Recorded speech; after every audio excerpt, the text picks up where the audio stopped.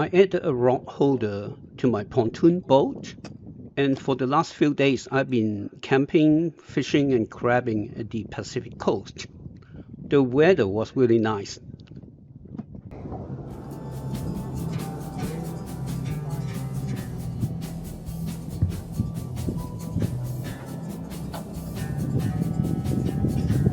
Now I'm back home. I'm ready to continue working on my Gen23.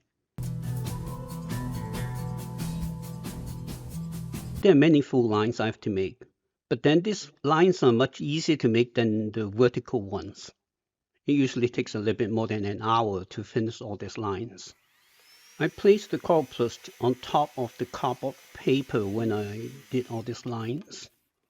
You may want to watch this video for more details in making these full lines.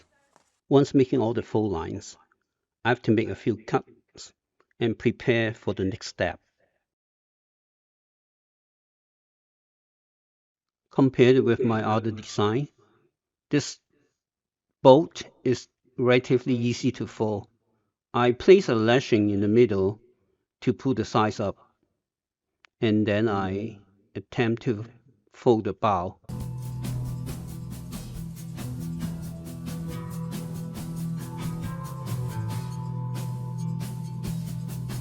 There are 4 major folds in this design, and initially they are very rigid, and I have to apply heat to the general area of the folds so that I can fold easier.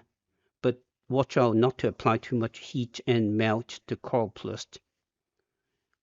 After I apply heat and fold into the shape of a bow or stern, and I use a clamp and hold it in place, and I then left it overnight. And also the Coroplast has memory, and the fold will retain its shape. So next time when I fold again, it will be much easier.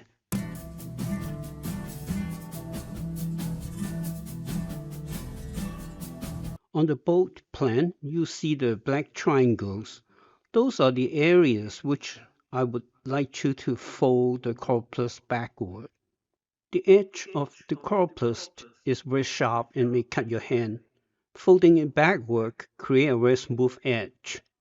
I use this technique all the time. These 2 videos will give you more details on how to do that. I discovered this technique in the spring of 2019, and I noticed last year a popular boat builder adopted this technique in building their boats also. After I fold and fused all the edges, and then add the additional fold lines for the bow and stern, and finally folding it into this shape, then I checked my watch. It took me a total of 2 hours to do all this. Next, I will fold this to pieces to strengthen the sidewalls of the boat, and also as a base for mounting the plastic channel piece and make it into a gunnel. I cut the Coroplast and prepared for the heat fusion. I used the same technique as shown in step 5.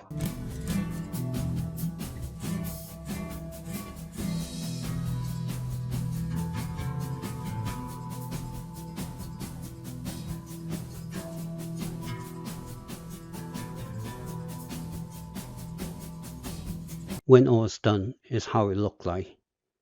And now I can fold into the actual final form factor, that is 48 inches tall. I hope there's sufficient space inside the package to store the accessories. So far, the design is meeting my expectation. And of course, I would like to make it even smaller. My next target will be making it into the form factor of a carry-on luggage. Here I illustrate how to close the bow and stern.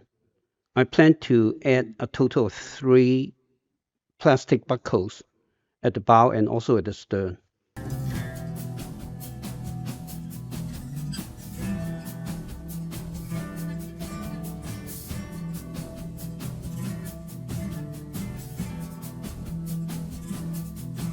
I use zip ties to secure the webbings onto the Coroplast. It is quick and easy. If you have a better way of doing it, please let me know, because I don't think this is the best way of doing it.